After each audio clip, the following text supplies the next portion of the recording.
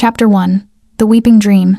Isolde had been dreaming of him for 3 months before she learned his name. Always the same vision, a man draped in shadows standing at the foot of her bed, his face obscured except for eyes that gleamed like moonlight on black water. He never spoke.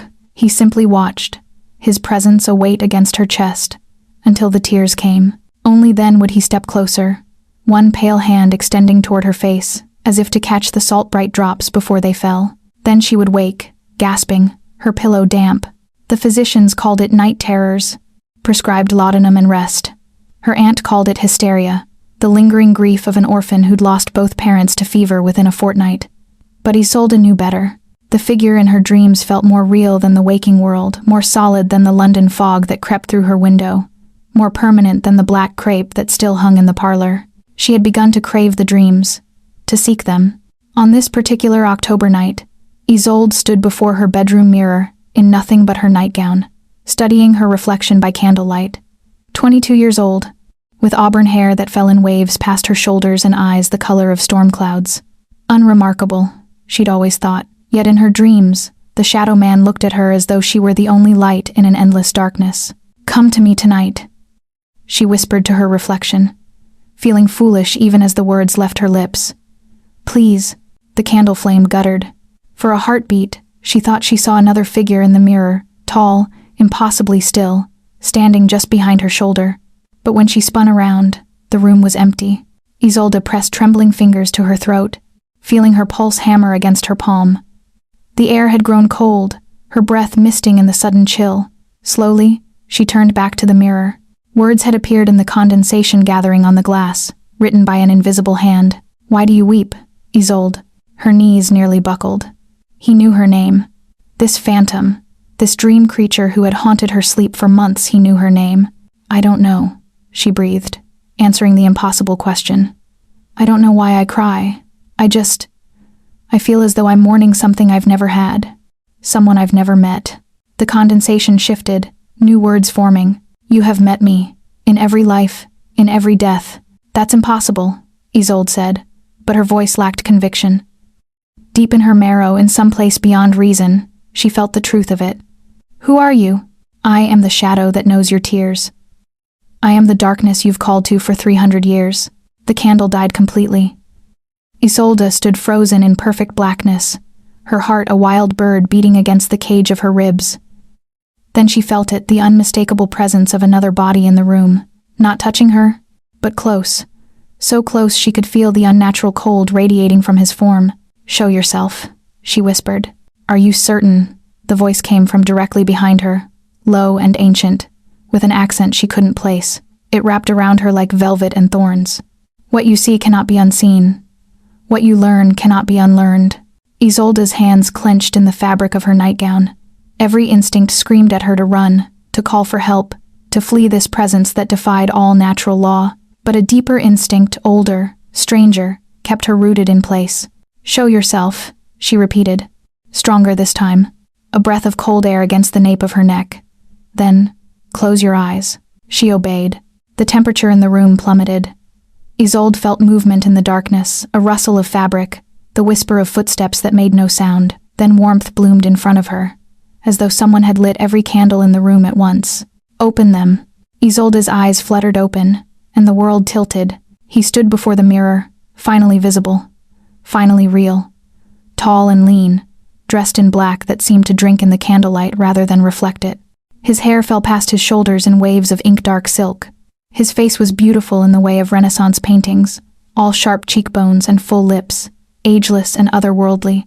But his eyes, God, his eyes were exactly as she'd dreamed them, luminous silver, ancient beyond measure, holding centuries of sorrow in their depths. When he looked at her through the mirror, Isolde felt recognition slam into her chest like a physical blow. "Ambrose," she breathed, though she had no idea how she knew his name. Something flickered across his perfect face, surprise, perhaps, or pain. "You remember. I don't understand." Isolde's reflection showed her own confusion, but his showed something else. Hunger, carefully restrained. "I've never seen you before tonight. How do I know your name?" "Because your soul knows me, even if your mind does not." Ambrose moved with fluid grace, circling around her without ever breaking eye contact through the mirror. "You have always known me, Isolde. In 1725, you were Eleanor. In 1634, you were Catherine. In 1512, you were Marguerite. Different names, different faces, but the same soul. The same tears. Isolde's breath came in shallow gasps. That's madness. Is it? He stopped directly behind her, close enough that she could feel the absence of warmth from his body. Then explain why you dream of me. Explain why you weep for a loss you cannot name. Explain why your heart knows my voice, though your ears have never heard it. Until tonight. She couldn't. The logical part of her mind insisted this was delirium, fever dream, madness. But the rest of her, the vast, dark, ancient rest of her, remembered, not clearly, not completely, but in fragments. His hand in hers beneath a full moon, his lips against her wrist, the taste of copper and roses, the choice between death and eternity. What are you? She whispered. In the mirror, Ambrose's smile was sad and beautiful and terrible. When he spoke, she saw the flash of fangs, pearl-white and sharp as thorns. I am the shadow you've loved and lost 100 times over, he said softly. I am the creature who has watched you live and die and live again, always from the darkness, never daring to step into your light. I am damned, Isolde. Cursed. And you are the only grace I have known in 3 centuries of darkness. Isolde should have screamed, should have run, should have done anything except what she did, which was to reach up, slowly, and rest her hand against the mirror, over the reflection of his face. Why? She asked, voice breaking. Do you only come when I cry? Ambrose closed his eyes, and when he opened them again, they were luminous with unshed tears that would never fall. Because your tears, he whispered, are the only proof that you still remember how to feel. And feeling for creatures like me is the closest we come to salvation. Chapter 2. The Cathedral of Forgotten Names. Isolde woke to morning light streaming through her window, and the absolute certainty that she had lost her mind. The rational explanation presented itself neatly. She had been sleepwalking, talking to her own reflection, inventing elaborate fantasies to cope with her grief. The condensation on the mirror had been natural, the words, her imagination. The man in black merely a confluence of shadow and candlelight and desperate loneliness. Vampires did not exist. She repeated this to herself as she dressed, as she took breakfast alone in the dining room, as she endured her aunt's concerned inquiries about the dark circles beneath her eyes. She repeated it throughout the afternoon, while attempting to read in the library and finding the words swimming meaninglessly across the page. But when evening fell and the servants began lighting the lamps, Isolde found herself drawn inexorably to her bedroom window. Below, the London streets bustled with evening traffic carriages and vendors and gentlemen in top hats hurrying home before full dark. All of it felt distant, unreal, as though she were watching a play from the back of the theater. Looking for me? Isolde spun around with a gasp. Ambrose stood in the corner of her room, partially obscured by shadow despite the lamplight. In the daylight hours, she had convinced herself he was fantasy. But here, now, solid and impossible, she could no longer deny the evidence of her senses. How did you get in here? She demanded, pressing her back against the window. The door was locked. Locks, Ambrose said mildly, are for the living. He moved into the light, and Isolde's breath caught. He was even more striking than she remembered, inhumanly beautiful, with that terrible stillness that marked him as fundamentally wrong. Nothing about him moved unnecessarily. He didn't breathe, didn't blink, didn't shift his weight from foot to foot like any ordinary man would. You're really, Isolde couldn't finish the sentence. A vampire, Ambrose supplied. A creature of the night? A damned soul condemned to walk in darkness and feed on the blood of the living? He tilted his head, watching her with those mercurial eyes. Yes, to all of it, yes. Isolde's mind raced. You should leave. I should scream for help. You won't. How can you possibly know that?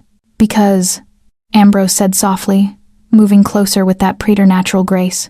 You've been calling me for weeks. Every tear you've shed has been a summons, whether you knew it or not. Your grief opened a door, Isolde, and I was too weak to resist walking through it one final time. Final time? The words felt important, weighted with meaning she couldn't quite grasp. Ambrose stopped a few feet away, close enough that she could see the inhuman perfection of his features, the skin too smooth, the eyes too bright, the lips too red for a man who claimed to be dead. I have watched you die 6 times, he said, his voice barely above a whisper. 6 lives, 6 deaths.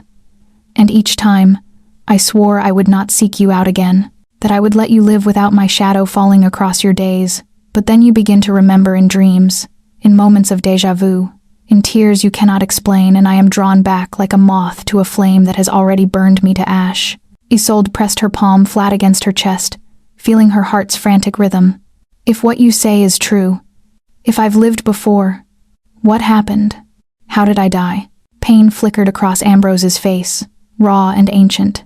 "3 times. Mortal illness took you before I could offer you the choice. Twice, you chose death over immortality, unable to bear the thought of becoming what I am. And once—" His voice cracked, the first sign of genuine emotion breaking through his controlled facade. "Once, you chose me. Chose this existence, and within a year, you walked into the sunrise rather than face eternity." The room seemed to tilt. Isolde gripped the windowsill behind her, trying to process information that defied everything she understood about reality. "Why?" she breathed. "If being like you is so terrible, why would you offer it at all?" "Because I am selfish," Ambrose said simply. "Because 300 years of solitude have made me monstrous, in ways that have nothing to do with feeding. Because every time I watch you slip away, I tell myself that this time I will not interfere, will not insert myself into your mortal existence, will not damn you with my presence. And every time, I fail." He took another step closer, and Isolde found she couldn't move, didn't want to move. The air between them felt charged, electric, as though reality itself was bending around whatever force bound them together. "I came tonight," Ambrose continued, his voice dropping to barely more than a whisper, "to tell you that I am leaving, that I will not haunt you any longer, that you deserve a mortal life, with a mortal man, and all the ordinary joys I cannot give you. And yet," Isolde heard herself say, "you're still here." "And yet," he agreed, "I am still here." They stared at each other across the small space of her bedroom, across the vast gulf between life and death, across whatever impossible connection had survived multiple lifetimes. Isolde's rational mind screamed at her to call for help, to run, to do anything except what her heart was urging her toward. "Prove it," she said suddenly. "Prove that I've lived before, that I knew you." Ambrose's eyes widened slightly. "You don't believe me? I don't know what I believe." Isolde pushed away from the window, moving toward him with more courage than she felt. "You could be a madman, a fever dream, a delusion brought on by grief and laudanum. If you want me to accept that reality itself bends around us, you need to show me something I cannot explain away." For a long moment, Ambrose simply looked at her. Then, slowly, he extended his right hand. "May I?" Isolde hesitated, then placed her hand in his. His skin was cold, not unpleasantly so, but with the coolness of marble, of something that had never known warmth from within. His fingers closed around hers with careful gentleness, as though she were made of spun glass. "Close your eyes," he murmured. Again with the eye closing, Isolde said, but obeyed. The moment her eyes shut, sensation overwhelmed her. Not physical sensation, but something else. Memories that weren't hers, flooding through her mind, like water breaking through a dam, a ballroom lit by 1,000 candles. Her dress was emerald silk, his hand at the small of her back as they danced. The year was 1725, and she was Eleanor Ashford, and when he whispered her name, she knew she would follow him into darkness. A cottage garden in the countryside. She wore mourning black, though she couldn't remember for whom. He appeared at twilight, emerging from shadow as though he'd been woven from it. "Catherine," he said, and she wept because she'd been waiting for him all her life. A convent in France, the smell of incense and ancient stone. She was Marguerite, a novice who had sworn herself to God.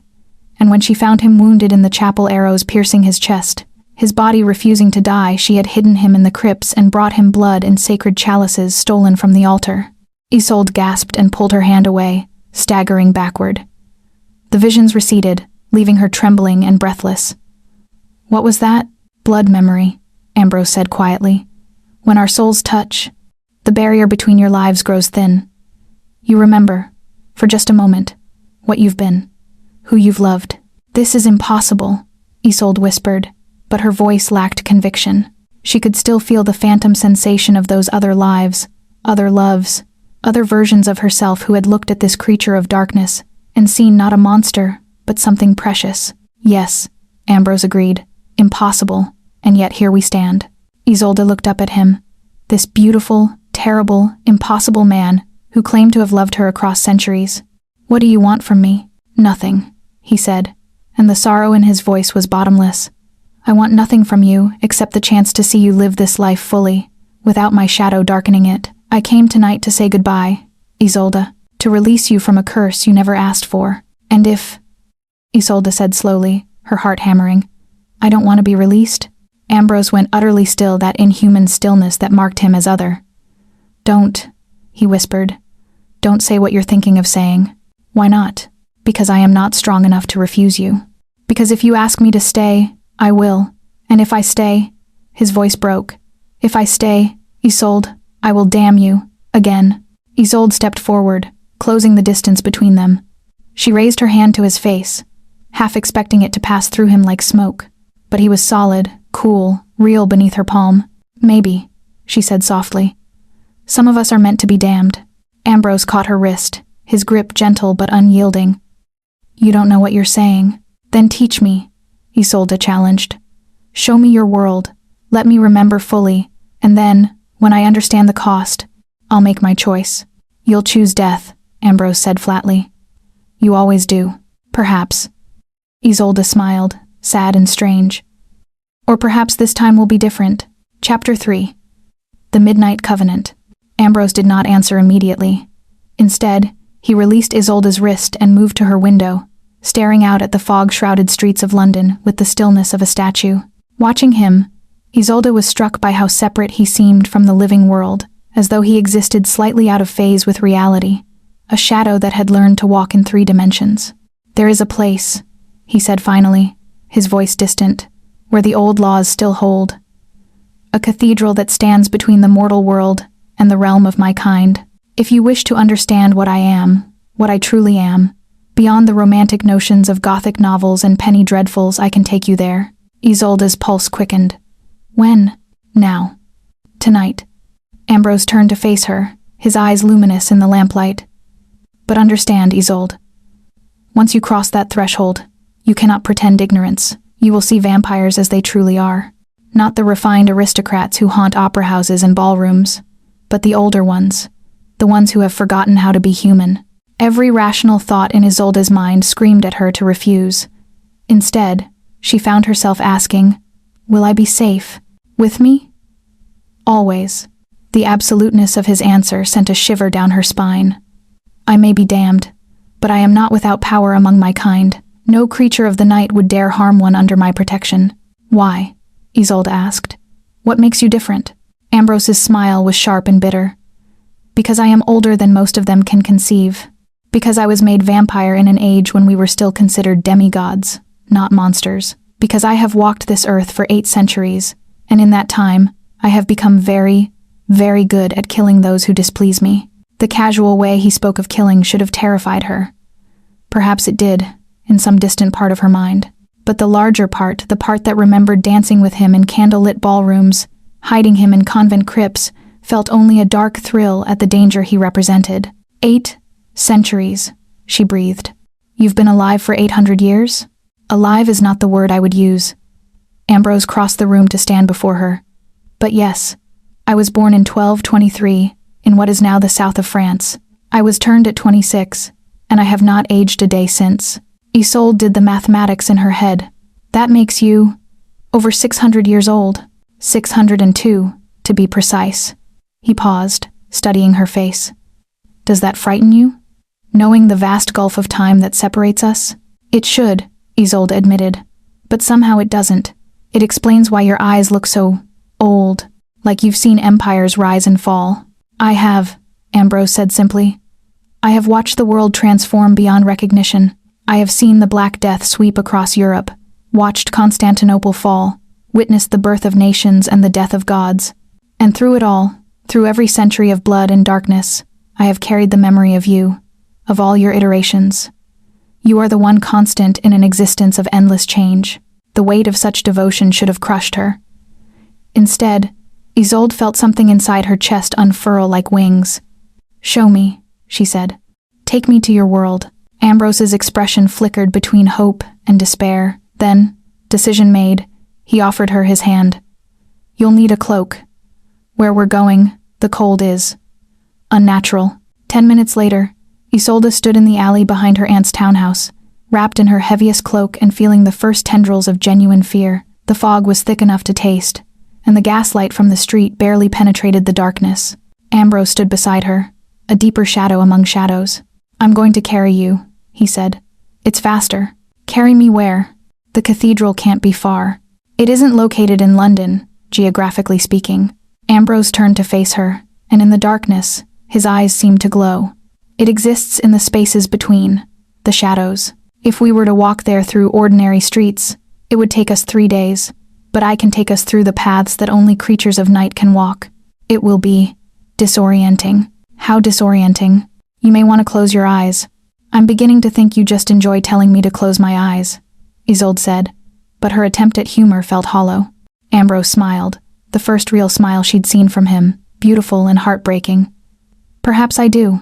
Perhaps I fear what you'll see when you look too closely at the monster I've become. Before Isolde could respond, he swept her into his arms with inhuman ease. She gasped at the sensation, no warmth from his body, only that marble coolness, and yet she felt no desire to pull away. His hold was secure, protective, as though she were something infinitely precious. Hold tight, he murmured against her hair. And whatever you see, remember, I have you. I will not let you fall. Then the world twisted. Isolde had been prepared for speed, for the sensation of flying or running at impossible velocity. She had not been prepared for the fundamental wrongness of the journey. The alley seemed to stretch and compress simultaneously. The fog grew thick as cotton, then thin to reveal glimpses of other places. A moonlit graveyard, a marble crypt, a forest where the trees grew downward from an impossible sky. Colors bled into each other. Sounds echoed backward. For several horrible seconds, Isolde couldn't tell if she was breathing in or out, if her heart was beating forward or in reverse. She buried her face against Ambrose's chest and felt his hand cradle the back of her head, protective and gentle. Almost there, he whispered, his voice the only stable thing in a kaleidoscope reality. Then, as suddenly as it had begun, the distortion ceased. Isolde lifted her head and gasped. They stood before a cathedral unlike any she had ever seen. It rose from barren ground, impossibly massive, constructed of black stone that seemed to drink in the moonlight rather than reflect it. Flying buttresses arched toward a sky full of stars she didn't recognize, constellations she'd never seen from any point in England. The great doors were carved with intricate reliefs of creatures both angelic and monstrous, locked in eternal battle. Welcome, Ambrose said softly, setting her gently on her feet, to the Cathedral of Forgotten Names, the heart of vampire kind, the place where the first of us were born, and where the oldest of us come to die. Isolde's legs trembled as she found her balance. The air here was wrong, too cold, too still, as though they stood at the bottom of a vast tomb. Are we still in England? We are nowhere, Ambrose said. And everywhere. This place exists outside normal geography. A pocket realm, sustained by blood and ancient magic. He gestured toward the cathedral. Inside, you'll find the Covenant, the gathering of elders who maintain order among our kind. They meet once per century to adjudicate disputes, establish territories, and ensure that vampires remain hidden from mortal eyes. And they'll simply let me walk in? A human? You're with me, Ambrose said. That grants you certain immunities. Though I warn you now, do not stray from my side. Do not meet the eyes of the Ancient Ones directly. And do not, under any circumstances, let them smell your blood. Isolde swallowed hard. This may have been a terrible idea. Yes, Ambrose agreed. It probably was. He offered her his arm like a proper gentleman at a society ball, the gesture absurdly normal given their surroundings. Shall we? Isolde took his arm, feeling the cool strength of him beneath her fingers. Together, they walked toward the great black doors of the cathedral. As they approached, the doors swung open of their own accord, revealing an interior lit by hundreds of candles that burned with blue-white flame, and from within came the sound of voices beautiful, terrible, and utterly inhuman. Remember, Ambrose murmured as they crossed the threshold. You chose this, and I will protect you with everything I am. Isolde gripped his arm tighter and stepped into the darkness. Chapter 4. The Parliament of Shadows. The interior of the cathedral defied mortal architecture. The ceiling soared so high it disappeared into darkness, and the walls were lined with alcoves where vampires stood motionless as statues. their eyes glowing in the candlelight like a constellation of predatory stars. The floor was polished black marble, inlaid with silver sigils that hurt to look at directly, as though they were trying to exist in too many dimensions at once. At the center of it all stood a raised dais, where 7 figures sat in elaborate throne-like chairs. These, Isolde understood instinctively, were the elders, the oldest of vampire kind. Even from a distance, she could feel the weight of their presence, the absolute wrongness of beings that should have been dust centuries ago. Ambrose Corveau, one of them said, her voice echoing through the vast space like wind through a crypt. You honor us with your presence. It has been, 60 years since you last attended a covenant gathering? Ambrose inclined his head respectfully, keeping Isolde slightly behind him. 73, Lady Seraphine. I find these meetings tend toward the tedious. A ripple of dark amusement ran through the assembled vampires. Lady Seraphine rose from her throne, and Isolde had to fight the urge to step backward. The vampire was beautiful in the way of poisonous flowers, tall and willowy, with skin like moonlight and hair that seemed to be woven from shadow itself. But her eyes were wrong. Too large, too dark, holding depths that had nothing human left in them. And yet you come tonight, Seraphine purred, bringing a mortal into our sacred space. How? Unprecedented. She is under my protection, Ambrose said flatly. I invoke the old law. A murmur ran through the cathedral. Several vampires shifted in their alcoves, and Isolde felt the weight of dozens of inhuman gazes turning toward her. Her heart hammered against her ribs, and she forced herself to breathe slowly, evenly, despite the terror clawing at her throat. The old law has not been invoked in 3 centuries. Another elder spoke, a male vampire with silver hair and eyes like chips of ice. You would bind yourself to a mortal? Claim her as blood-sworn companion? I would, Ambrose said, and have. The bond is already formed, whether I wished it or not. Isolde felt his words like a physical touch. Blood-sworn companion. She had no idea what that meant, but the way the other vampires reacted with shock, hunger, and something that might have been envy told her it was significant. Seraphine descended from the dais with fluid grace, moving toward them with predatory purpose. Let me see her. No closer, Ambrose said, his voice dropping to something dangerous, but Seraphine had already stopped a few feet away. Her head tilted as she studied Isolde with unblinking intensity. Fascinating. She carries the scent of repeated deaths, multiple incarnations. The vampire's smile revealed fangs, like slivers of pearl. How many times has this one died for you, Ambrose? 6, he answered through gritted teeth. 6, Seraphine laughed, a sound like breaking glass. And still you pursue her. Still you bind yourself to her mortal fragility. Tell me, little human, do you understand what he's offered you? Isolde found her voice, though it trembled. I understand that he's claimed me as his companion, that he's placed himself between me and harm. Oh, it's so much more than that. Seraphine circled them slowly, and Isolde resisted the urge to turn and keep the vampire in sight. The old law states that if a vampire claims a mortal as bloodsworn, they are bound by fate itself. Their souls intertwine, their blood calls to each other. The vampire cannot feed from another mortal without suffering agony, and the mortal, she paused dramatically. The mortal can feel the vampire's hunger, as though it were her own. His pain becomes her pain. His darkness, her darkness. Ice slid through Isolde's veins. He didn't tell me that, because, Ambrose said quietly, I did not consciously choose it.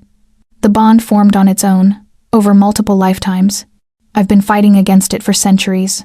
Clearly not hard enough, Seraphine observed. The bond is complete now. I can smell it on both of you. Roses and blood, death and longing. She looked at Isolde with something that might have been pity. You poor creature. You've been doomed since the moment your soul first recognized his. Isolde's mind raced. Everything Ambrose had told her suddenly took on new meaning. His reluctance to stay, his insistence that she would choose death, his sorrow every time he looked at her. He hadn't just been mourning her previous deaths. He'd been mourning a bond that enslaved them both. Is there a way to break it?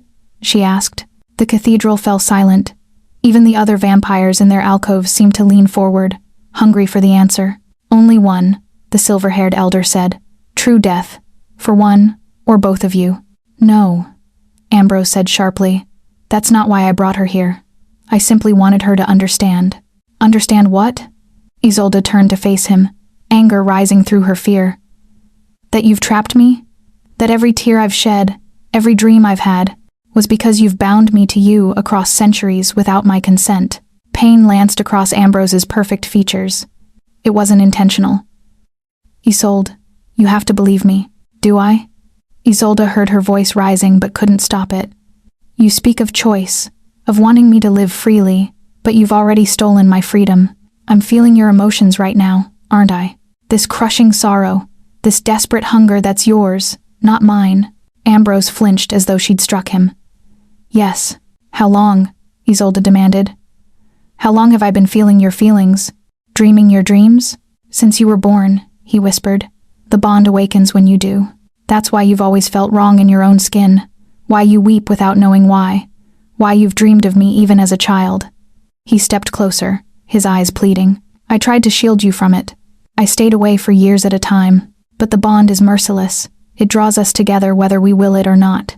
Isolde pressed her hands to her temples, trying to separate her emotions from his. But it was impossible, they were too entangled. Two melodies woven into a single harmony. What happens if I die? If this life ends like all the others? Your soul is reborn, Seraphine answered, clearly enjoying the drama. Somewhere in the world, usually within a decade of your death, you emerge again. New body, new memories, but the same soul, and the bond reactivates the moment you draw breath. That's monstrous, Isolde breathed. Yes, Ambrose agreed hollowly. It is. That's what I've been trying to tell you. I am monstrous. This bond is monstrous. And you deserve better than an eternity chained to darkness. Isolde looked up at him, this beautiful, terrible creature who had loved her across centuries, who had watched her die again and again, who was even now radiating such profound self-loathing through their bond that it felt like knives against her skin. Is there no way forward? She asked quietly. No way for us to be together without this curse? One, Ambrose said. You could become like me. Vampire, immortal. The bond would stabilize, become bearable rather than consuming. You would stop dying, stop being reborn, stop this endless cycle of loss. At the cost of her humanity, Seraphine added helpfully. Her ability to walk in daylight, to taste food, to grow old with mortal companions. She would become predator, condemned to feed on human blood, to sustain her existence. The elder vampire smiled coldly. And of course, there's no guarantee she would survive the turning. Many mortals die in the transformation. Their bodies reject the curse. What are the odds? Isolde asked. For an ordinary mortal? Perhaps 1 in 3 survives. Seraphine's gaze grew calculating. But for you, with the bond already in place, with your soul already marked by multiple deaths and rebirths, I'd say your chances are better, perhaps 50-50. Those are terrible odds, Isolde whispered. Yes, Ambrose said, which is why I've never forced the choice on you. Why I've let you live your mortal lives, even knowing we were doomed to separation. His voice broke. I would rather lose you to death than lose you to the transformation. At least in death, you return to me eventually. Isolde stared at him, understanding dawning. But if I die in the transformation, that's true death. My soul doesn't come back. No, Ambrose confirmed.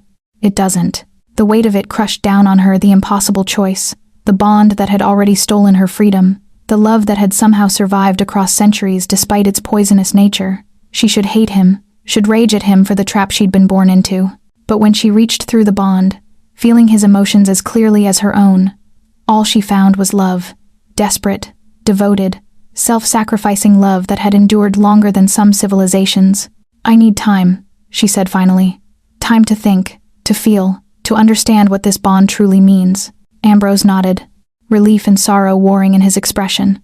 Of course, I'll take you home. No. Isolde straightened her shoulders. I want to stay here tonight. In this place.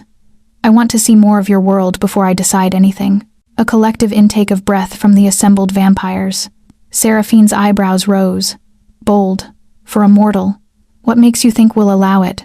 Because, Isolde said, meeting the elder vampire's terrible gaze. You're all curious. You want to see what happens. Whether I'll choose transformation or death.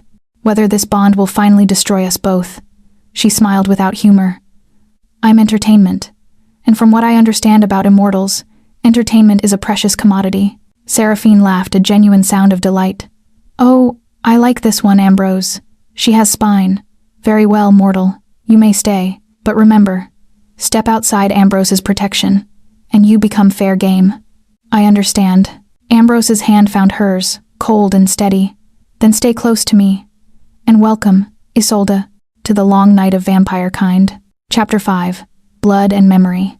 The Cathedral of Forgotten Names had chambers beyond the great hall, winding corridors of black stone that led to libraries, crypts, and rooms whose purposes Isolde couldn't begin to guess. Ambrose led her through them with confident familiarity, his hand never leaving hers, his presence a shield against the curious gazes of other vampires they passed. They finally stopped before an arched doorway carved with roses and thorns intertwined. Ambrose pushed it open to reveal a chamber that took Isolde's breath away. It was a library, but unlike any she had ever seen. Floor-to-ceiling shelves stretched up into impossible heights, filled with books, scrolls, and manuscripts that looked ancient beyond measure. A fire burned in a massive hearth, blue-white flames that gave off no heat but plenty of light. Heavy curtains framed windows that looked out onto a landscape of eternal twilight. "This is my sanctum," Ambrose said quietly. "The one place in this cathedral that is entirely mine. No other vampire may enter without invitation." Isolde walked to the nearest shelf, running her fingers along leather spines embossed with gold. Some of the titles were in languages she didn't recognize. Others seemed to shift and change as she looked at them, as though the words themselves were uncertain. "How long have you been collecting these?" 8 centuries. Some were gifts, others I acquired. Ambrose moved to the hearth, staring into the cold flames. "Every book you see represents knowledge that would have been lost to time otherwise. I have first editions of texts destroyed by the Inquisition, scientific treatises burned as heresy, love letters from queens to their secret paramours." He paused. "And I have journals, my own, one for every decade of my existence." Isolde's attention sharpened. "May I read them?" "You want to understand me," Ambrose said. It wasn't a question. "Yes." He was silent for a long moment. Then he walked to a section of the library and pulled down a leather-bound volume, its cover worn soft with age. "This is from 1634, the year I met you as Catherine Thornwood." He held it out to her. "If you truly want to understand what this bond has been like for me, start here." Isolde took the journal with trembling hands. The leather was cool beneath her fingers, and when she opened it, she found page after page of elegant script in ink that had faded to brown. She settled into a wing-backed chair near the hearth and began to read. "May 17th, 1634. I have broken my vow. I swore after Marguerite's death that I would not seek her out again, that I would let her soul rest without my interference. But tonight, walking through the village of Thornwood, I felt the pull of the bond like a hook in my chest. She is here, reborn, and I am drawn to her like a moth to flame that has already incinerated me twice over. I found her in the churchyard, laying flowers on fresh graves. The plague has taken her parents, her brother, most of her village. She was weeping those terrible, silent tears that summon me across any distance. I should have walked away, should have returned to the shadows. Instead, I spoke to her. 'Why do you mourn alone?' I asked. She looked up at me, and I saw recognition flicker in her gray eyes. Not conscious memory, but soul-deep knowing. 'Because,' she said, 'the living are afraid of grief. They want to pretend death doesn't exist, but I've always felt it close, like a shadow that follows wherever I go. I am that shadow. I have always been that shadow.' And in that moment, seeing her face turned up toward mine in the moonlight, I knew I would damn us both again." Isolde's hands trembled as she turned the page. The next entries detailed Ambrose's courtship of Catherine, careful, slow, giving her space to choose him freely. They walked together in gardens, discussed philosophy and poetry, shared secrets that neither had told another soul. The love that developed between them was palpable on every page. But then came the entry dated September 3rd, 1634. "She is dying. A fever that no physician can cure, no medicine can touch. I have sat by her bedside for 3 days, watching the life drain from her. The bond screams at me to act, to offer her the choice, to transform her before death steals her away. But I remember Marguerite. I remember what immortality did to her, how the hunger consumed her, how she begged me to kill her when she could no longer bear the weight of endless night. Catherine is sleeping now, her breathing shallow. In an hour, perhaps less, she will slip away, and I will let her go, because I love her too much to curse her with my existence. God forgive me, God condemn me, I am choosing her death over my own salvation. The next entry was dated 3 weeks later. The handwriting jagged and nearly illegible. She is gone. Catherine is gone. I held her as she died, felt her last breath against my cheek, watched the light leave her eyes. The bond did not break, it never does, but it went dormant, waiting for her soul to be reborn. I am 8 centuries old, and I have never felt more mortal than in this moment. The weight of eternity crushes me. I have lived too long, loved too deeply, lost too profoundly. How many more times must I endure this? How many more deaths must I witness before the universe shows mercy and lets me turn to dust? I should never have spoken to her in that churchyard. I should have walked away, let her live and die without knowing me. But I am selfish, monstrously, unforgivably selfish. And when her soul returns in 10 years, in 50, in 100, I will seek her out again, because I am damned, and the damned cannot help but damn others in turn. Isolde closed the journal, tears streaming down her face. Through the bond, she could feel Ambrose's emotions raw and overwhelming, a tidal wave of grief that threatened to pull her under. She looked up to find him still standing by the hearth, his back to her, his shoulders rigid. "You've been carrying this alone for so long," she whispered. "Yes." His voice was rough, barely controlled. "I have carried the weight of your deaths for centuries. Each one breaks me, each one I survive, and each time you return, I tell myself I will be stronger, more distant, less vulnerable." He turned to face her, and she saw tears tracking down his perfect face, blood-red tears that vampires wept. "But I never am. I am weak, Isolde, so terribly weak when it comes to you." Isolde stood, crossing the room to him. She reached up and wiped the blood tears from his cheeks, her touch gentle. "Not weak," she said softly. "Human. Despite everything, you've held on to the most human part of yourself, the ability to love beyond reason. Love is what damns us," Ambrose said bitterly. "Perhaps." Isolde rested her palm against his cold cheek. "Or perhaps love is what redeems us, even from damnation." Before she could second-guess herself, she rose up on her toes and pressed her lips to his. Chapter 6. The Taste of Eternity. Ambrose went completely still beneath her kiss, that terrible, inhuman stillness. For a heartbeat, Isolde thought she had made a catastrophic mistake. Then his hand came up to cradle the back of her head, and he kissed her back with 8 centuries of longing compressed into a single moment. His lips were cold, like kissing marble, but his touch was infinitely gentle. He kissed her as though she were made of spun glass, as though too much passion might shatter her. But Isolde could feel the restraint through their bond, the desperate hunger he was holding back, the desire that threatened to overwhelm his careful control. She pulled back just enough to whisper against his lips. "I'm not fragile. You are mortal," Ambrose breathed. "Which makes you infinitely fragile to me. Then teach me to be less so." His eyes widened. "Isolde, not transformation," she clarified quickly. "Not yet, but you said the bond makes me feel your hunger, your emotions, so let me feel them fully. Stop shielding me. Stop holding back. If I'm going to make a choice about eternity, I need to understand exactly what I'm choosing." Ambrose's jaw clenched. "If I lower my shields completely, you'll feel things no mortal should feel. The hunger for blood, the predatory instincts, the darkness that has lived in me for 800 years. I can handle it. You don't know that. Then, let's find out."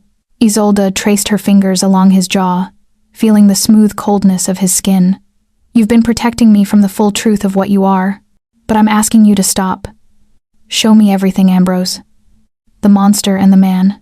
For a long moment, he simply stared at her. Then, slowly, deliberately, she felt something shift in the bond between them, like a door opening, like walls crumbling, like light flooding into a space that had been sealed in darkness for centuries.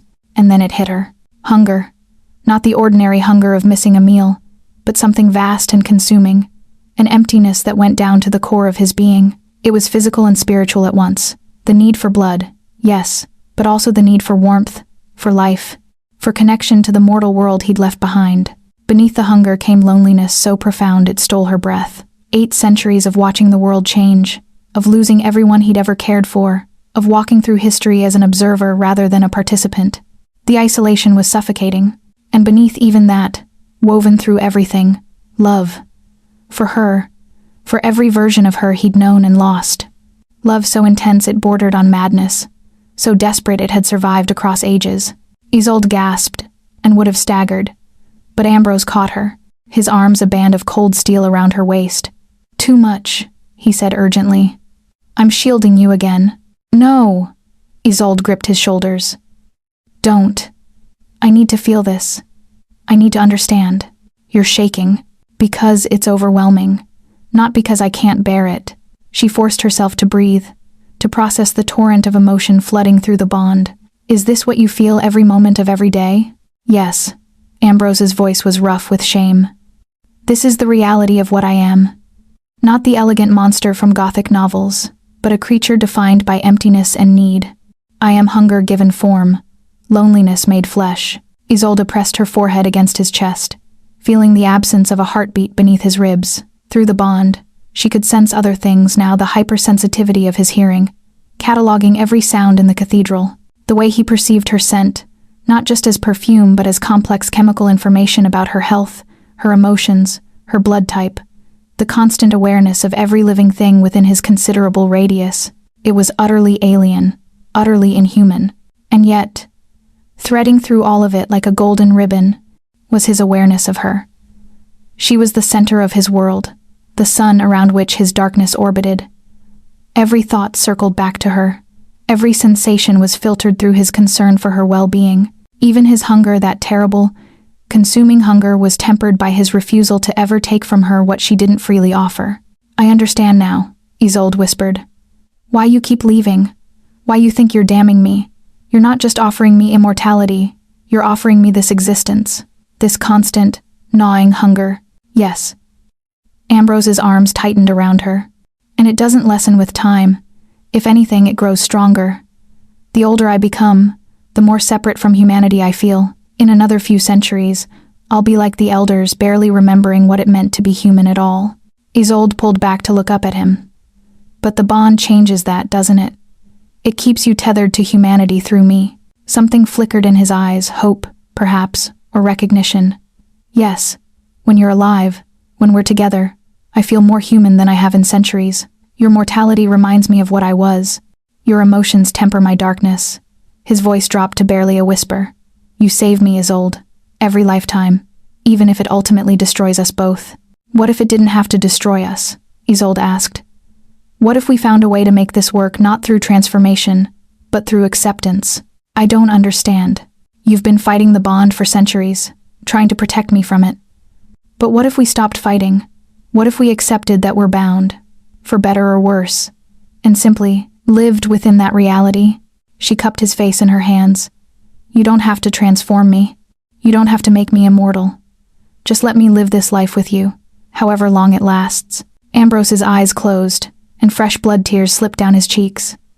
"And when you die, when I have to watch you slip away again, then you'll mourn, and eventually you'll find me again, and we'll have another lifetime together." Isolde smiled sadly. "It's not perfect. It's not the fairy tale ending. But it's ours. This strange, impossible love that has somehow survived across centuries." "I'm not strong enough," Ambrose whispered. "Every time you die, it destroys me. I can't keep." "Yes, you can." Isolde's voice was firm. "Because you have, Ambrose. You've survived 6 of my deaths. You've carried the weight of this bond through 8 centuries of darkness. If that's not strength, I don't know what is." He opened his eyes, and the vulnerability in them nearly broke her heart. "What if this life is different? What if instead of decades, we only have months? What if the bond accelerates your aging, or makes you ill, or, then we'll face it together." Isolde rose up on her toes to kiss him again, tasting the salt copper of his tears. "Stop trying to protect me from every possible future. Just be with me, here, now. That's all I'm asking." For a long moment, Ambrose simply held her, his face buried in her hair. Through the bond, Isolde felt the walls he'd maintained for centuries beginning to crumble. The careful distance, the protective restraint, the fear that had governed every interaction across multiple lifetimes. "I don't know how to love you without destroying you," he finally said. "Then we'll learn together." Isolde pulled back to meet his eyes. "Starting now. Starting here." Ambrose's smile was heartbreaking and beautiful. "You are either the bravest woman I've ever known, or the most foolish. Perhaps both." Isolde laughed, the sound surprised out of her. "But I'm yours, Ambrose. In this life, and apparently in every other. So stop fighting it. Stop fighting it, he repeated softly, as though testing the words. Then, decision made. He kissed her again deeper, this time, less restrained. Through the bond, Isolde felt his surrender, his acceptance, his terrified hope that maybe, just maybe, this time would be different. And in the cold flames of the hearth, surrounded by 8 centuries of knowledge and solitude, 2 souls bound across time finally stopped running from their fate. Chapter 7.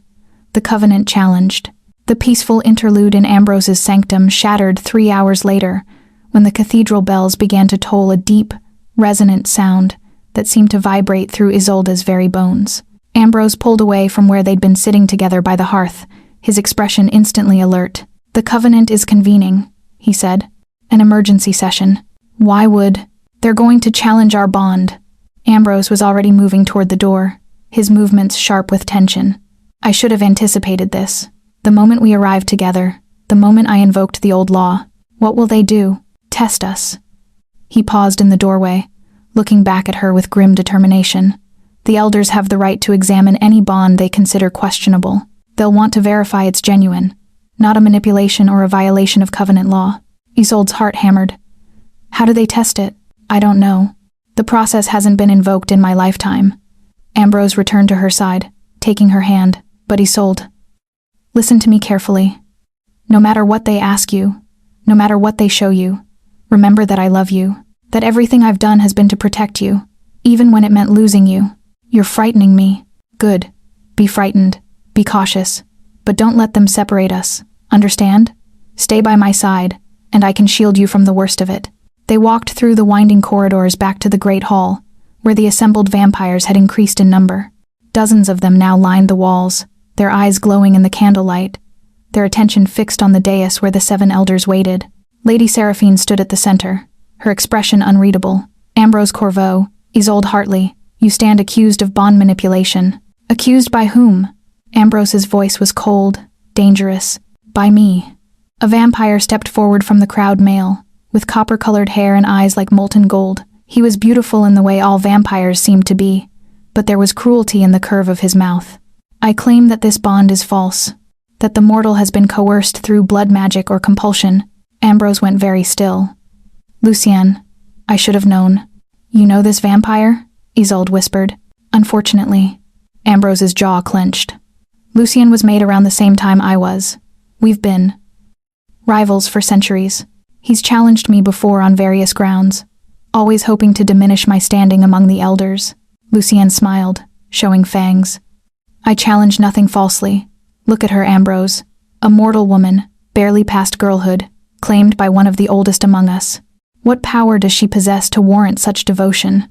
What could she possibly offer an 8-century-old vampire except blood and flesh?" Isolde felt Ambrose's rage through the bond, white-hot and barely controlled, but his voice remained level. "She offers me everything you've never understood, Lucienne. She offers me humanity, hope, a reason to endure eternity." Pretty words. Lucienne turned to address the elders. "I invoke the right of examination. Let the bond be tested. Let us see if this mortal truly shares soul connection with Ambrose, or if she's merely a meal he's grown too fond of." Seraphine's expression remained neutral. "The right has been invoked. Ambrose, do you contest it?" "You know I cannot. The right supersedes personal objection." Ambrose's hand tightened on Isolde's. "But I demand the examination be conducted with her safety guaranteed." "Of course." Seraphine gestured, and 2 vampires stepped forward carrying an ornate chalice made of black glass. "The examination is simple. The mortal drinks from the cup of echoes. If the bond is true, she will see visions of her previous lives. If it is false," the elder vampire's smile was sharp, "she will see nothing but her own mortality staring back at her." "And if she sees nothing?" Isolde asked, finding her voice. "Then the bond is declared false, and you are revealed as either willing conspirator or victim of blood magic." Seraphine's gaze was pitiless. "Either way, you would be declared incompatible with vampire kind. You would be released from the bond and returned to the mortal world. Your memories of this place erased. And if I refuse to drink, then you are declaring the bond false by your own will." Seraphine descended from the dais, the chalice in her hands. "There is no third option, mortal. Drink or be released." Isolde looked at Ambrose, seeing the fear in his eyes for the first time since she'd met him. Through the bond, she felt his terror not for himself, but for her. The cup of echoes was dangerous. She could see that knowledge written in every line of his body. "What aren't you telling me?" she whispered. "The cup shows truth," Ambrose said quietly. "But truth can be devastating. You'll see every death, Isolde, every moment of pain, every farewell, every failed attempt at eternity. It doesn't filter or soften, it shows the soul's journey in all its agony. But if I don't drink, then we lose each other. They'll erase your memories, sever the bond through force. You'll return to your mortal life with no knowledge of me. And I," his voice broke, "I will watch you live and die this lifetime from the shadows, unable to approach, unable to touch you." The choice was impossible. Drink and face the accumulated trauma of 6 lives and deaths, or refuse and lose Ambrose forever. Isolde looked around the great hall at the assembled vampires, predators all, watching this drama with hunger and interest. She saw Lucien's smug certainty, Seraphine's cool curiosity, the elders' ancient patience, and she understood. This was about power, about reminding Ambrose that even his age and strength made him subject to covenant law, about demonstrating to any vampire who might invoke the old law in the future that such claims would be rigorously tested. She and Ambrose were pawns in an immortal game of dominance. "Give me the cup," Isolde said clearly. "Isolde, no." Ambrose reached for her, but she stepped away. "Give me the cup," she repeated, meeting Seraphine's gaze. "I choose to drink. I choose to prove this bond." Seraphine's smile was approving. "Brave, or foolish. We shall see which." She held out the chalice. "Drink it all, mortal, and remember, the visions cannot kill you, but they can break you. Steel yourself." Isolde took the cup in trembling hands. The liquid inside was dark and viscous, with an oily sheen that reflected rainbow colors in the candlelight. It smelled like copper and roses, blood and death. "Whatever you see," Ambrose said urgently, "remember that I'm here, that I love you. Anchor yourself to this moment, this life. Don't let the past consume you." Isolde nodded, raised the cup to her lips, and drank. The effect was instantaneous. Reality fractured. The cathedral disappeared, and Isolde fell into 800 years of love and loss. Chapter 8. The Weight of Lives. 1512. She is Marguerite, a novice in a French convent. She finds him in the chapel, wounded by silver arrows, and against all her holy vows, she hides him. She brings him blood stolen from the butcher. She tends his wounds with trembling hands. When he recovers enough to speak, he tells her he is damned. "Then we are damned together," she says, and kisses him with the certainty of youth. They have 6 months before the hunter finds them.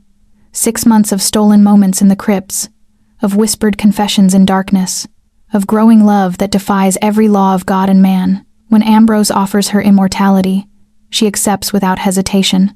The transformation takes 3 days. 3 days of agony as her body dies and is reborn as something other. When she wakes, the hunger is immediate and overwhelming. She kills a pilgrim in the convent garden, draining him dry before Ambrose can stop her. She stares at her bloodied hands in horror. What have I become? She tries to live as vampire for 11 months, tries to master the hunger, to find beauty in eternal darkness. But the guilt consumes her. Every time she feeds, she sees the faces of her victims. She begins refusing blood, trying to starve herself. But immortal flesh will not die. Finally, on a clear spring morning, she walks into the sunrise. Ambrose finds her ashes in the garden, and his howl of grief echoes through the valley. The vision shifted. 1634. She is Catherine Thornwood, orphaned by plague. Ambrose finds her in a graveyard, and this time he courts her slowly, carefully, giving her every chance to choose another path. But the bond draws them together despite his caution. She loves him. God, how she loves him. His gentle smile, his ancient wisdom, the way he looks at her as though she is the only light in his darkness. When fever takes her, she begs him to transform her. Begs him not to let her go, but he refuses. "I will not make you into what destroyed Marguerite," he says, even as she's dying in his arms. "I love you too much to curse you." She dies, hating him for his mercy. Dies knowing that his love means letting her go. The vision shifted again, faster now, showing her life after life. Eleanor in 1725, choosing transformation and surviving. Living as vampire for 16 years, before guilt and blood hunger drive her to the same fate as Marguerite. Ambrose finds her dressed by a riverbank at dawn, her ashes already scattered by wind. Anne in 1798, refusing transformation entirely. "I have no wish to be immortal," she tells him. "Give me this mortal life with you, and I will count myself blessed." She lives to 42 before consumption takes her, and Ambrose holds her through every labored breath. Victoria in 1851, accidentally killed by a vampire hunter who mistakes her for one of the undead. Ambrose arrives too late to save her, finds her bleeding out in a London alley. She dies before he can offer her the choice. Genevieve in 1902, taken by influenza before Ambrose even finds her. He tracks her soul's presence to a hospital in Paris just in time to watch them cover her face with a sheet. 24 years old. They never spoke a single word in that lifetime. Each death hit Isolde like a physical blow. She felt every moment of pain, every farewell, every choice made and regretted. The Cup of Echoes showed her not just the events, but the emotions, the love that bloomed fresh in every life, the recognition that came too late or too soon, the impossible choices between mortality and eternal darkness. And through it all, threading through every lifetime like a golden chain, was Ambrose, constant, devoted, destroyed by each loss, and yet enduring, because the bond would not release him. 800 years of loving the same soul in different bodies, watching it slip through his fingers again and again. The visions showed her his grief too. Nights spent alone in crypts, decades of self-imposed isolation, the slow erosion of his humanity with each passing century. She saw him nearly walk into sunrise himself after Eleanor's death, saw him rage and weep and howl at the cruelty of fate, saw him, time after time, rebuild himself enough to continue, because somewhere out there, her soul would be reborn. Finally, the visions showed her something new, her own birth in 1838. The moment her soul entered her new body, and thousands of miles away, Ambrose gasped as the bond reactivated. She saw him tracking her location across Europe, only to stop outside her family's London townhouse and simply watch. Watch her grow from infant to child to young woman, never approaching, never interfering, simply maintaining his vigil from the shadows. And she saw him there the night her parents died, standing across the street in the fog, weeping blood tears as he felt her grief through the bond.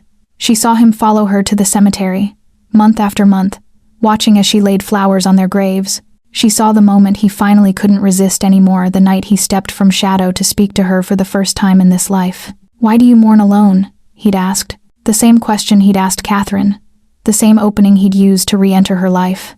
Because he was too weak to stay away. Because the bond was merciless. Because love, even across centuries of death and loss, could not be denied. The visions released her suddenly, and Isolde found herself on her knees on the cold marble floor of the cathedral. The chalice had fallen from her hands, dark liquid pooling around her. She gasped for air, her body trembling with the weight of 800 years of memory. Ambrose was there immediately, gathering her into his arms. "Isolde, Isolde, come back. You're here. You're alive. This life, this moment, anchor to it." She looked up at him through tears, seeing him with 8 different pairs of eyes. She knew him now, truly knew him, knew the depth of his devotion, the weight of his guilt, the terrible price he'd paid for loving her across time. "I'm sorry," she whispered. "I'm so sorry for every time I left you." "No." His voice was fierce. "No apologies. You made the choices you had to make. Every one of them was valid." Isolde turned to face the assembled vampires, her vision still swimming with after images. "The bond is real," she said hoarsely. "As real as death, as real as love." She met Lucien's gaze. "Challenge me again, and I will testify to every life, every death, every moment of truth shown in that cup." Seraphine studied her with new respect. "The examination is complete. I declare the bond genuine, forged across multiple lifetimes, sustained by true soul connection." She looked at Lucien. "Your challenge is dismissed, contested again, and faced censure." Lucien's expression was murderous, but he bowed stiffly and retreated into the crowd. Isolde sagged against Ambrose, exhausted beyond measure. Through their bond, she felt his relief, his pride, his overwhelming love, but also his fear, because now she knew everything. Now she understood exactly what choosing him meant. "Take me back to the sanctum," she whispered. "I need time to process what I saw." Ambrose lifted her easily, carrying her from the great hall, while vampires parted before them like water. As they walked through the dark corridors, Isolde closed her eyes and let herself simply feel his cold arms around her, his steady presence, the bond that connected them across impossible time. She had seen the price of loving him. Now she had to decide if she was willing to pay it again. Chapter 9. The Choice of Eternity. Isolde spent 2 days in Ambrose's sanctum, processing the visions the cup had shown her. 2 days of pacing among ancient books, of staring into cold flames, of feeling the weight of multiple lifetimes pressing against her consciousness. Ambrose gave her space but remained close, always within sight, radiating patient concern through their bond. On the 3rd day, as false dawn lightened the windows to their eternal twilight, Isolde finally spoke. "In 6 lives I chose differently every time." Ambrose looked up from the manuscript he'd been pretending to read. "Yes, 3 times I died before having the choice. Twice I refused transformation entirely. Once I accepted and then couldn't bear what I became." She turned from the window to face him. "Tell me honestly, what do you want me to choose?" "I want you to live," Ambrose said immediately. "However that looks, however long it lasts. I want you to have the life you desire, not the one I wish for." "That's not an answer. It's the only answer I can give without influencing you." He stood, moving toward her with that fluid grace. "Isolde, I've watched you make this choice 6 times, and I've loved you regardless of what you decided. If you choose mortality, I will cherish every moment we have. If you choose transformation, I will guide you through the darkness. And if you choose to walk away entirely," his voice caught, "then I will let you go, because your freedom matters more than my desires." Isolde studied him, this ancient, beautiful, impossible creature who had loved her longer than some civilizations had existed. "What was it like?" she asked quietly. "When Marguerite walked into the sunrise, when Eleanor did the same, living with the knowledge that you transformed me and I chose death over eternity with you." Pain lanced across Ambrose's face. "It was devastating. I blamed myself for centuries, wondered if I had prepared them better, supported them more, loved them more perfectly, whether they would have chosen to stay." He closed his eyes. "That's why I refused to transform Catherine. Why I've been hesitant to offer you the choice again. I can survive your mortal death because I know your soul returns. But if you choose transformation and then choose sunrise," his voice dropped to barely a whisper, "that would be true death, final death. And I would spend the rest of eternity knowing I destroyed you." "But you didn't destroy them," Isolde said. "They destroyed themselves. The choice was theirs, not yours." "Was it, though? When I offered them immortality out of desperation to keep them close? When the alternative was watching them die?" Ambrose opened his eyes, and they were bright with unshed tears. "I've had 8 centuries to analyze those choices, Isolde, and I still don't know if I offered transformation out of love or selfishness. Perhaps both. Perhaps it doesn't matter." Isolde crossed the distance between them, taking his cold hands in hers. "I've spent 3 days thinking about what the cup showed me, about Marguerite's guilt, Eleanor's despair, Anne's contentment with mortality, and I think I understand now what went wrong. Tell me." They were thinking of transformation as either salvation or damnation. All or nothing. Become vampire and be with you forever, or remain human and lose you. She squeezed his hands. "But those aren't the only options, are they?" Ambrose frowned. "I don't understand." "You've been immortal for 8 centuries, Isolde said. "And in all that time, you've never once considered that there might be a middle path. There is no middle path. You either transform or you don't. But there's when." Isolde felt excitement building. "I don't have to choose now. In my 20s, when I've barely lived, I could choose to live this mortal life, fully travel, learn, experience everything humanity has to offer. And then, when I've had my fill of sunrises and aged wine, and growing old," she met his eyes, "then I could choose transformation, choose to spend my next century, or several, with you." Ambrose stared at her as though she'd suggested something revolutionary. "You would wait? Choose mortality now with the intention of transformation later? Why not?" Isolde laughed at his expression. "Marguerite chose transformation at 20, barely out of childhood. Eleanor at 26, before she'd experienced any of what life could offer. No wonder the guilt consumed them. They gave up humanity before they'd really lived it." She cupped his face in her hands. "But I could live first, really live, and then, when I'm ready, 40, 50, 60 years old, I could make the choice from a place of experience, rather than desperation." "You would still die," Ambrose said slowly, working through the implications. "You would still grow old, Still be vulnerable to illness and injury during those mortal years. Yes, but I would be choosing it, not as rejection of you, but as acceptance of humanity before I leave it behind. She smiled. And you would have me anyway, all my mortal years, lived fully, without the shadow of transformation looming over us, without the question of, will she choose me or death coloring every moment. Ambrose's expression shifted through several emotions: hope, fear, cautious wonder. And when you're ready? How will I know you won't change your mind? You won't. I might change my mind. I might live to 90 and decide I want to die mortal after all. Isolde's voice was gentle but firm. But Ambrose, that uncertainty is the price of loving someone with free will. You've been trying to avoid the pain of losing me by either keeping me mortal or making me immortal immediately. But there's no avoiding pain in love. There's only choosing which pain you can live with. Silence stretched between them while Ambrose processed her words.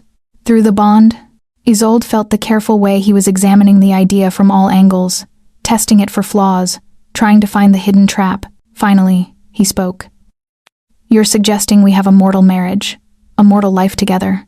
And then, before death claims you naturally, you undergo transformation. Yes, that could be decades from now. 40, 50 years if you're fortunate. Yes, and you would spend those decades knowing you're bound to me through this blood bond. Feeling my hunger, my darkness, my otherness. His voice was carefully neutral. You would grow old while I remain unchanged. Watch yourself age in the mirror, while I look exactly as I do now. Yes, Isolde smiled. And you would experience something you haven't had in 8 centuries, a true partnership with someone who ages, changes, grows. You would remember what it means to be with someone mortal, someone vulnerable, someone who doesn't have eternity guaranteed. And if you die before we reach the transformation, if accident or illness takes you suddenly, then you'll mourn, and my soul will be reborn, and we'll try again. Isolde shrugged. That's been the pattern anyway. But at least this way, we'll have tried to live, rather than simply tried to avoid death. Ambrose pulled her into his arms, holding her tightly enough that she felt the inhuman strength he usually kept leashed. This is either brilliant or insane. Probably both, Isolde agreed, her voice muffled against his chest. Your family will object to you marrying a man with no visible means of support who never appears in daylight. I'll handle my family. Society will gossip about the age difference in appearance, you growing older while I remain young. Let them gossip. You'll face every mortal difficulty, illness, injury, the physical limitations of aging while bound to someone who faces none of those things. I'm aware. And you're certain? Truly certain this is what you want? Isolde pulled back to look up at him, seeing the desperate hope warring with centuries of learned pessimism in his expression. I'm as certain as anyone can be about their future. I'm choosing to live, Ambrose. To really live. And I'm choosing to live with you, for however long this mortal life lasts. And then, when I'm ready, when I've had my fill of sunshine and ordinary joys, I'm choosing to walk into your darkness. Not darkness, Ambrose corrected softly. Our darkness. If you choose transformation, we face eternity together. Our darkness, then. Isolde rose on her toes to kiss him, tasting cold marble and centuries of longing. So what do you say? Will you marry a mortal woman, knowing she'll grow old and gray while you remain forever young? Will you risk your heart on someone who might choose death over immortality in the end? Ambrose's laugh was surprised, and genuine, the first truly happy sound she'd heard from him. I've risked my heart on you across 800 years and 6 lifetimes. What's 40 more years of uncertainty? Is that a yes? That's a yes. He kissed her forehead, her cheeks, her lips. 1,000 times yes. To mortal life, to aging together, or you aging while I watch to whatever time we're given, before transformation, or death, or whatever fate has planned. His voice dropped to a whisper. I love you, Isolde Hartley, in this life and every other, mortal or immortal, young or old, for whatever time we have. I love you too, Isolde said. My ancient, beautiful, impossible vampire. My shadow who appears when I cry. My constant across centuries. They stood together in the sanctum, surrounded by 800 years of collected knowledge, while outside the eternal twilight of the cathedral realm continued its unchanging cycle. And for the first time in 6 lifetimes, neither of them was afraid of the future. They had finally found the middle path between desperate immortality and tragic mortality. They had chosen to live. Chapter 10. The Mortal Wedding. 3 months later, Isolde stood before a mirror in her aunt's London townhouse, adjusting the veil that transformed her into a proper Victorian bride. The dress was ivory silk with pearl buttons running up the back, the bustle elegantly draped, the neckline modest enough to satisfy her aunt's sense of propriety. She looked like any other young woman preparing for her wedding, except that her groom had been dead for 800 years. "You look beautiful," her aunt said from the doorway, though her voice carried notes of concern. "Are you absolutely certain about Mr. Corveau?" "Completely certain," Isolde said, meeting her aunt's gaze in the mirror. "It's just that he's so peculiar. Never seen in daylight. Those odd hours he keeps, and he won't speak of his family or his fortune, though he clearly has considerable means." Her aunt twisted her handkerchief. "Darling, it's not too late to reconsider. You're young. There will be other suitors." "I don't want other suitors." Isolde turned from the mirror. "I want Ambrose. I've wanted him since the moment we met, and I will want him until the day I die." The truth of her words resonated through the bond, and somewhere in the house, she felt Ambrose's answering surge of love. Her aunt sighed. "You're your mother's daughter, stubborn to the core. She married your father against all advice, too. You know? Everyone said he was too poor, too unconventional, but they had 20 good years before the fever took them. Then I'm following family tradition." Isolde kissed her aunt's cheek. "Thank you for arranging this. I know it wasn't easy, given the unusual circumstances. Well, at least he's agreed to a church wedding. That's something." Her aunt managed a smile. "Even if it has to be at midnight." The wedding took place in a small church on the outskirts of London, lit by hundreds of candles since no proper ceremony could occur in darkness. The vicar, an old friend of Ambrose's from decades past who knew exactly what he was, performed the service with solemn dignity. The guest list was small.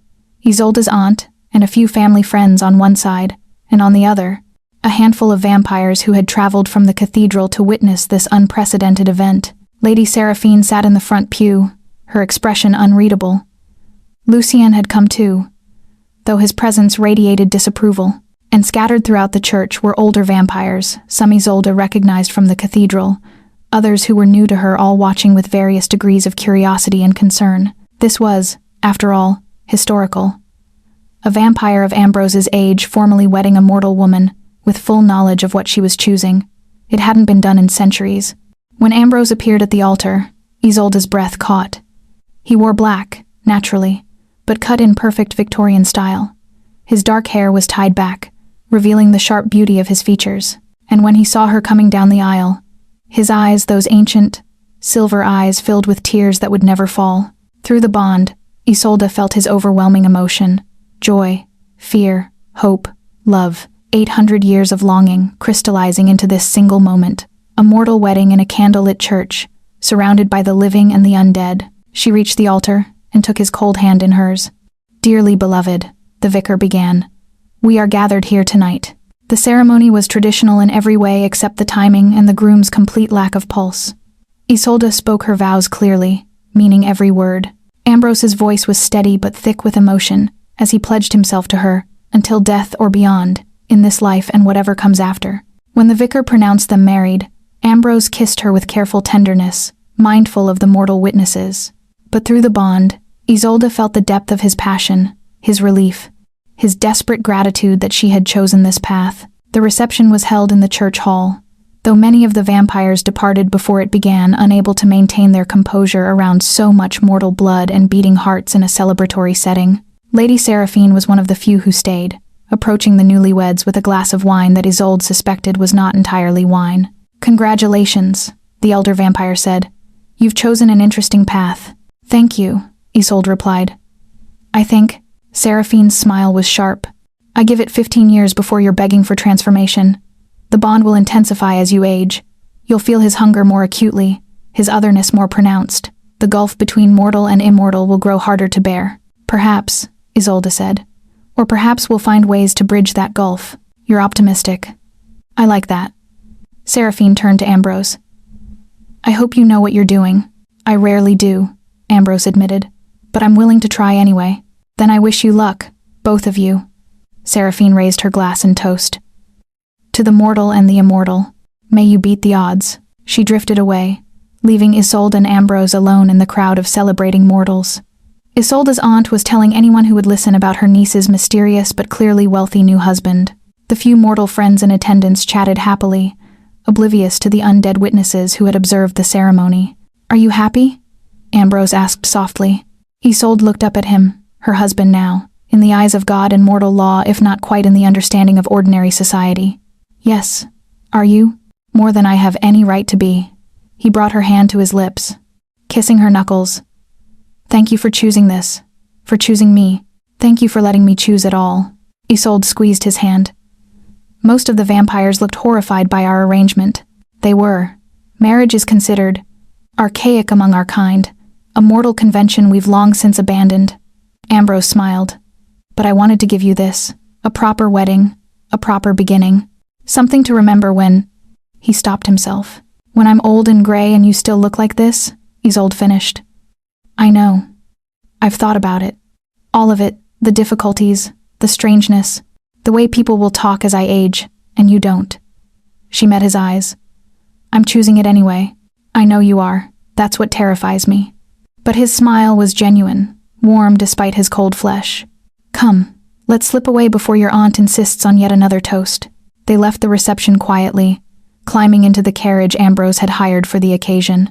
As they rolled through London's fog-shrouded streets, Isolde leaned against her husband's shoulder, feeling the absence of warmth but finding comfort in his presence anyway. "Where are we going?" she asked. "Home," Ambrose said. "I've arranged a house for us. Something with gardens and libraries and enough rooms for you to spread out your painting supplies. Somewhere we can build a mortal life together. And when the neighbors notice you never age, we'll move. Start over somewhere new. It's what immortals have done for centuries." He pressed a kiss to the top of her head. "We'll figure it out, Isolde. All of it.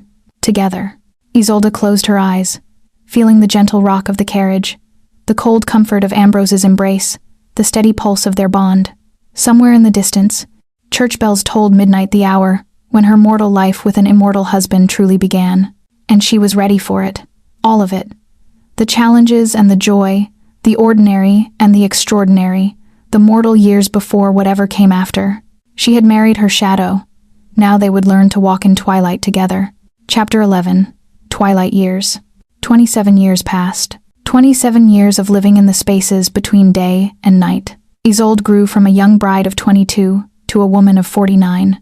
Her auburn hair silvering at the temples, fine lines appearing around her eyes and mouth.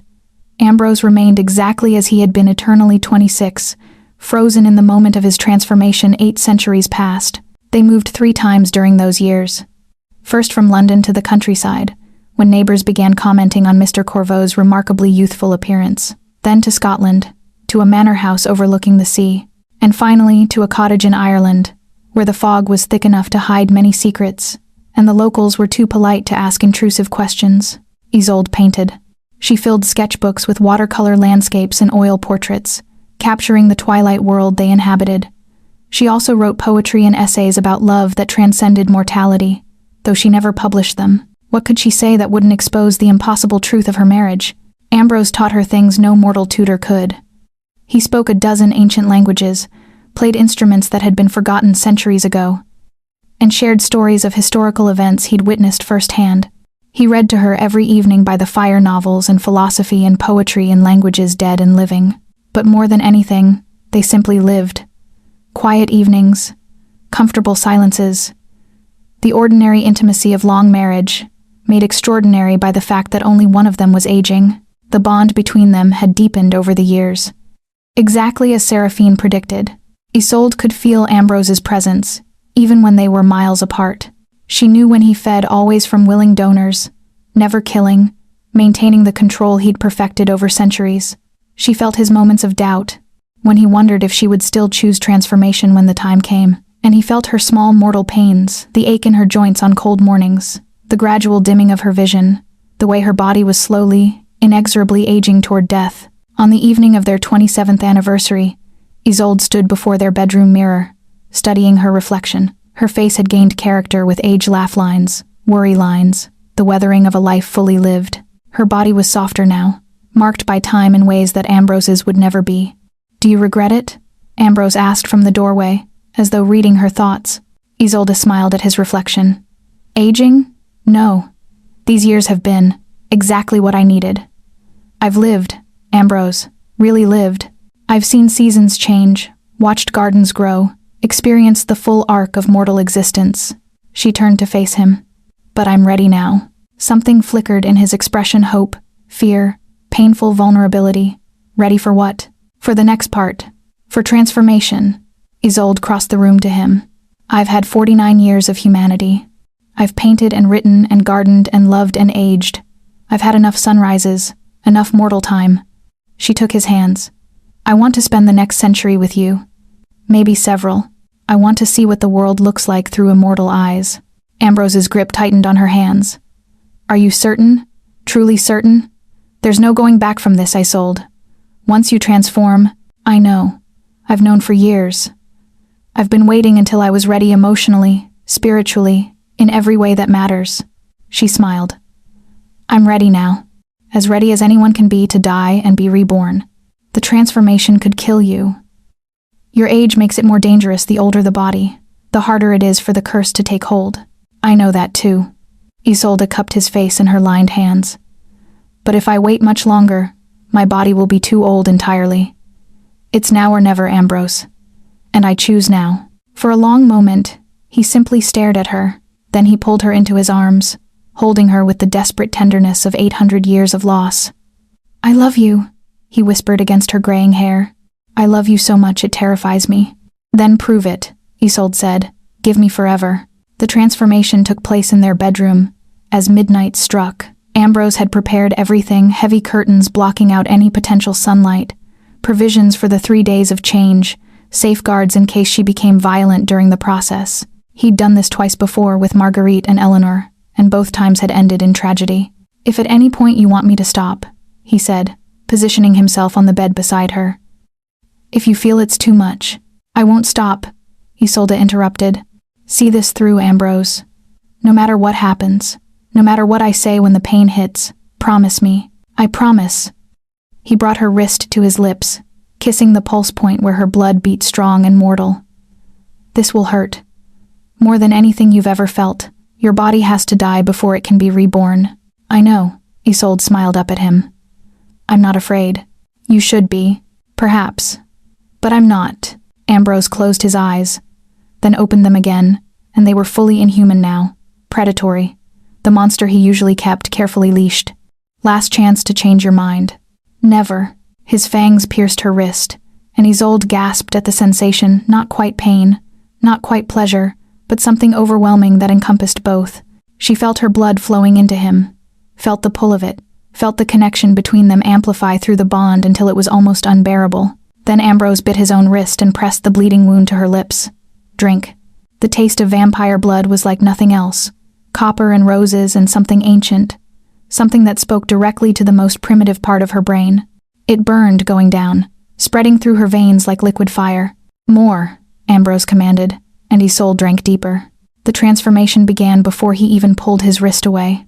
Isolde felt her heart stutter, felt her lungs seize, felt every cell in her body begin to die. She'd been prepared for pain, but nothing could have prepared her for this. The sensation of being unmade at a molecular level, torn apart and reconstructed into something other. She screamed, thrashed, clawed at her own skin, as though she could tear away the agony. Ambrose held her through it all, his voice a steady anchor as he whispered promises of what waited on the other side. Stay with me. Come back to me. Fight through this. You're stronger than the curse. You're stronger than death itself. Time lost meaning. Hours blurred together. The pain was constant, overwhelming, absolute, but beneath it, Isolde could feel something else emerging. Something dark and powerful and utterly foreign. The vampire taking root in her dying flesh. On the third day, as dawn approached outside their curtained windows, Isolde's mortal heart stopped beating. Her lungs ceased, their labored breathing. Her body went completely still. Ambrose held her, terror written across his face. Isolde, stay with me. Come back, please. Her eyes snapped open, and they were silver now. Luminous, predatory. She had survived. Chapter 12. Blood roses. The first sensation Isolde experienced as a vampire was hunger. Not the gentle hunger of missing a meal, but something vast and terrible, an emptiness that went down to her core, demanding to be filled. She lunged forward instinctively, fangs she didn't remember growing bared toward the source of warmth, of blood, of life. Ambrose caught her wrists with inhuman speed, pinning her against the bed. No. Not me. Not yet. You need to learn control first. Isolde snarled, actually snarled like an animal fighting against his hold. Every instinct in her new body screamed at her to feed, to hunt, to kill if necessary. The monster had taken root, and it was hungry. Isolde. Ambrose's voice was firm, commanding. Look at me. See me. Remember who you are. She forced her gaze to his face, and slowly, recognition filtered through the bloodlust. Ambrose, her husband, the vampire who had loved her across 8 centuries. Not prey, not food, partner. The hunger remained, but she stopped fighting him. Good, he murmured. That's good. The first moments are the hardest. Every new vampire is pure instinct, pure hunger. But you're still in there, Isolde. Hold on to that. She nodded, not trusting herself to speak. Ambrose released her wrists slowly. I have blood prepared for you. Donated, not killed for. You'll drink, and the hunger will lessen enough for you to think clearly. Then we'll teach you control. He crossed the room to retrieve a crystal decanter filled with red liquid. When he returned and held it out to her, Isolde's newly heightened senses catalogued everything: the scent of the blood, complex and intoxicating, the heat of it, still warm from a living body, the way her fangs ached in response, her body demanding she take, consume, feed. She drank directly from the decanter, and the taste exploded across her tongue, richer than wine, more satisfying than any mortal food she'd ever consumed. The hunger receded slightly, enough for rational thought to return. How do you feel? Ambrose asked quietly. Isolde lowered the empty decanter, wiping her mouth. Everything is so loud. I can hear your voice, but also the wood settling in the walls, and mice in the garden, and a heartbeat. There's a heartbeat somewhere nearby. The neighbor's dog, 2 miles away. Ambrose smiled slightly. Your senses are overwhelmed. That's normal. It will take weeks for you to learn to filter the input. I can smell colors, Isolde said, dazed. Or, no, that's not right. But I don't have words for what I'm perceiving. How do you bear it? You adapt. The same way humans adapt to their senses. You learn what to pay attention to, and what to ignore. He sat beside her on the bed. How's the hunger? Still there, like a dark hole in my chest, but manageable. She looked down at her hands, same hands, but now with an unnatural pallor, with nails that had grown sharp during the transformation. I feel different, fundamentally different from what I was. You are. Ambrose took her hand gently. You're no longer human, Isolde. You're vampire, predator, immortal. Your body is dead. It will never age, never sicken, never truly heal if injured. You'll need blood to sustain yourself. Sunlight will kill you. You exist outside the natural order now. Isolde closed her eyes, trying to process the magnitude of what she'd become. All her mortal years, painting, writing, aging, seemed distant now, like memories from someone else's life. The woman who had stood before the mirror yesterday morning, studying her graying hair and lined face, was gone. Dead. This creature who had taken her place was something else entirely. I can feel your fear, Ambrose said softly. Through the bond. You're afraid you've made a mistake. Haven't I? Isolde opened her eyes to meet his gaze. I'm dead, Ambrose. My heart isn't beating. I'll never paint in daylight again. I'll never grow old with you. I'll just exist, unchanging, forever. What if Marguerite was right? What if this existence is unbearable? Then we'll face it together. He pulled her into his arms. You're not alone in this darkness, Isolde. I'll teach you everything I've learned in 8 centuries, how to feed without killing, how to find beauty in eternal night, how to maintain your humanity even when you're no longer human. And if I can't? If the guilt consumes me like it did them, then we'll work through it, day by day, decade by decade, however long it takes. His voice was fierce with determination. I will not let you walk into the sunrise. I will not lose you again.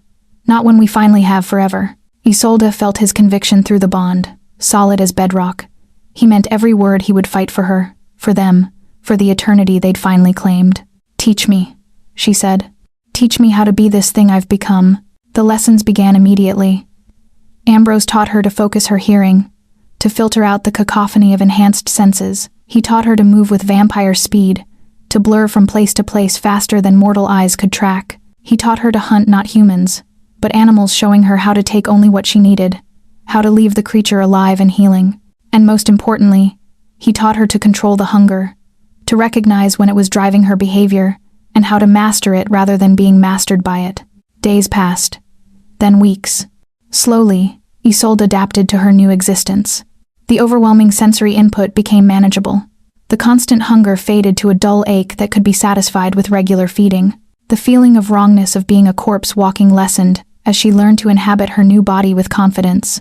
A month after her transformation, Isolde stood in their garden at midnight, surrounded by roses that bloomed under moon and stars. Ambrose joined her, and together they looked up at the sky clearer now to her vampire vision, showing constellations she'd never been able to see with mortal eyes. "I understand now," she said quietly, "why Marguerite and Eleanor couldn't bear it." Ambrose tensed beside her. "Are you—" "No." She turned to face him. "I'm not walking into the sunrise. I'm saying I understand their struggle, the guilt of what we are, the weight of immortality, the knowledge that we exist outside nature's laws." She smiled, fangs showing white in the moonlight. "But I'm not them. I had my mortal years. I lived fully as human, and now I'm choosing to live fully as vampire." "You're certain?" "Yes." Isolde took his hand, cold flesh meeting cold flesh now. "This is strange. This is difficult. This is nothing like the romantic version I imagined.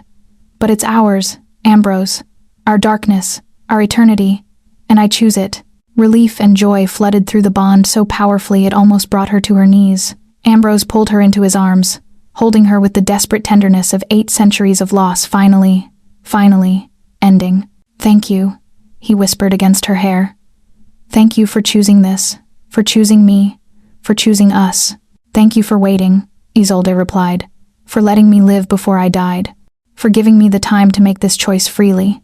They stood together in the midnight garden, 2 immortals bound by love across impossible time. The roses around them bloomed blood-red and perfect, and somewhere in the distance, church bells tolled the hour, a sound meant for the living, but heard clearly by the dead. Isolde had spent 27 years asking herself if she was ready for this moment. Ready to die, ready to transform, ready to walk into eternal darkness. Now, standing in Ambrose's arms under stars that would watch them for centuries to come, she knew the answer. She had always been ready. Every life, every death, every choice had been leading to this, the moment when mortal and immortal finally found their balance. "Where do we go from here?" she asked. Ambrose smiled, that beautiful, heartbreaking smile that had survived 8 centuries of sorrow. "Anywhere, everywhere. We have eternity to decide." "Then let's start with tonight." Isolde rose on her toes to kiss him, tasting the copper rose sweetness of vampire blood, feeling the strange lack of heartbeat beneath her palm. "And tomorrow night? And every night after that?" "Forever," Ambrose agreed. "Forever," Isolde echoed. And in the blood-red roses of their midnight garden, 2 souls finally found their eternal rest.